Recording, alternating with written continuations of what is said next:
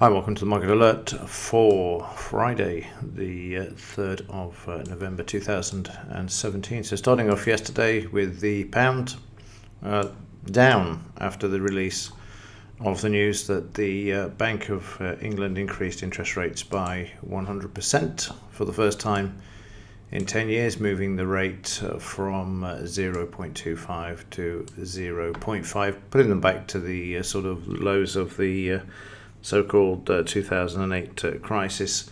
Remember that rates were moved lower. I think it was last year by 0.25%, and they've just gone back to where they were really at 0.5, where they were for an awful long time during the last, following the 2008 crisis, after they reduced them from around 5% down to half of 1%.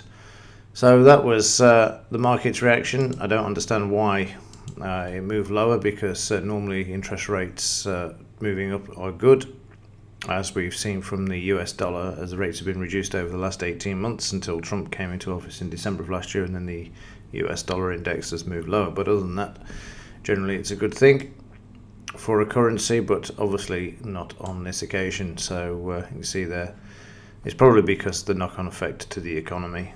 But no doubt this will see a bounce back moving forward.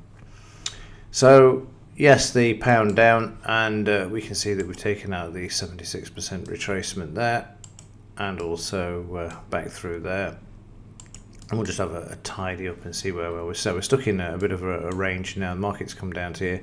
No major selling around on the pound either. It is above average, but nothing. You'd expect it to be a lot higher if there was any sort of major selling. So I'm not convinced of the move to the downside at all. And no doubt we'll see this starting to move back to the upside. Well, after a heavy day of news yesterday, we've got a bit more today. And we've got to kick off with, we've got the services PMI, average hourly earnings, unemployment rate, non-farm payroll figures out today. Big one today. Forecast at fascinating this is. I mean, just take a look at this. This is out at 12:30. Let's have a look. We've got 312,000 created jobs after a minus 33 from the previous. That's a massive swing, and no doubt they're going to say it's because of the hurricanes that went through, people losing their jobs. All of a sudden they've got jobs again. Wow. It'll be interesting to see how that one comes out at 12:30.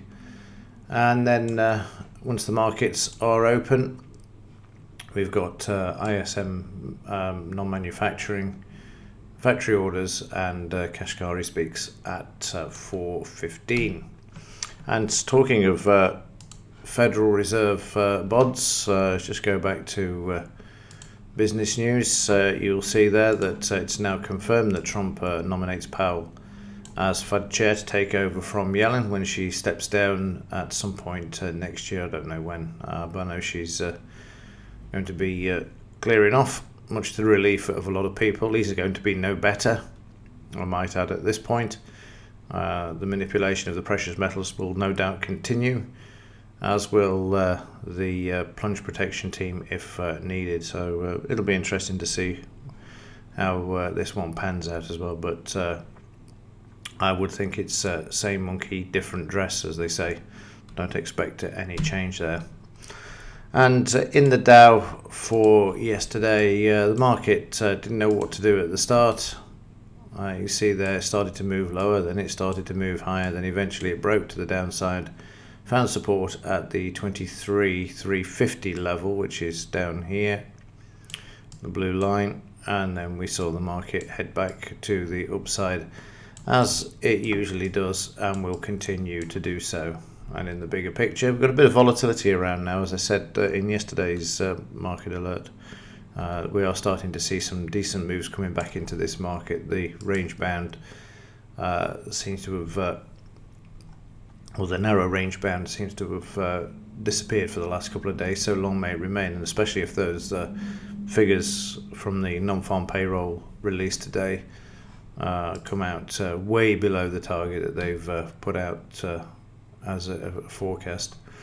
A lot of volume for yesterday in the daily chart. They're really pumping this market to the upside now. Expect this to drive through today. If those figures come out as forecast in the 300,000 range, this is going to go to the moon, because it gives them an excuse to do so. As I've said before, 24,000 before Christmas is definitely on the cards at the moment. There's nothing, unless something of a geopolitical nature comes out, which seems to have all gone quiet with Rocket Man, as Trump calls him, then we can expect this to just continue to the upside. There's definitely some buying volume around for yesterday. There's no doubt about that. You can see that here as the market continues to move higher. And inside of the software, if you go to test bars, these are professional bars that you can see where the buying and selling is in the market. You want to put these on, then feel free, and I'll just show you. You can see the highlighted in green. You can see the buying coming into the market there, ready to drive prices higher. So we'll save those and keep those on the chart, because it's interesting to see just where the buying and the selling is in this market in the daily chart, and how we can use this in order to see and highlight where the activity really is taking place. And finally, let's have a quick look at the implied volatility. And on the implied, we can see this is increased slightly to 9.78 from 9.33. And the reason behind this is, of course, the market moving sharply lower yesterday before it reversed and moved back to the upside. But again, it certainly shouldn't be going this way, where the market recovered and moved up 100 points and then the implied volatility has sort of followed it. So maybe there is some caution around. Who knows what's going to happen and how long it's going to be before these markets start to fall apart. It certainly won't happen before Christmas, in my opinion, because we generally have the Santa rally, the bonuses. It's bonus season. So I'd be very surprised if anything happened before the new year. Once the bonuses have been paid, then it's a different ball game, and Yellen clears off. If she's going, I don't think she goes till. I'll check. I'm sure it's she isn't going that soon. But like I say, I'll have a look and let you know in the next market alert. In fact, I'll have a look now. Why not? Okay, so Yellen will be leaving in February. From what we can gather here, it says the news ends months of speculation ahead of Janet Yellen's first term as chair in February. Normally, they end up doing two, but Trump doesn't want her, and he's opted for Powell. The post of Fed chair is subject to Senate confirmation. So from February, again, as we go into the new year, if they want to drop this load onto Yellen, they can do it in January, but we'll wait and see. So again, interesting situation there to kick off the new year. And also something else I just want to leave you with as well, for those of you that are interested in the cryptocurrencies. I was looking through ETX this morning, and if you right click on show all, where you've got the symbol list, I notice now that they've added in Bitcoin, a euro version GP, against the euro, the pound, and also the US dollar. And this is the chart that I actually created, so you can see there, for those of you that are interested now, because it's going to be big in 2018. It's already been big in 2017, but it's going to be even bigger in 2018, especially if we get some sort of corrections in the market. I don't know what to make of it yet, so I have no idea how this is going to pan out. It just seems really odd to me to have a virtual currency that is basically a URL. But if it's going to be, it's going to be, and it may be worth having a look at this in more details, and also looking for trading opportunities within this, because it just seems to be a relentless push to the upside.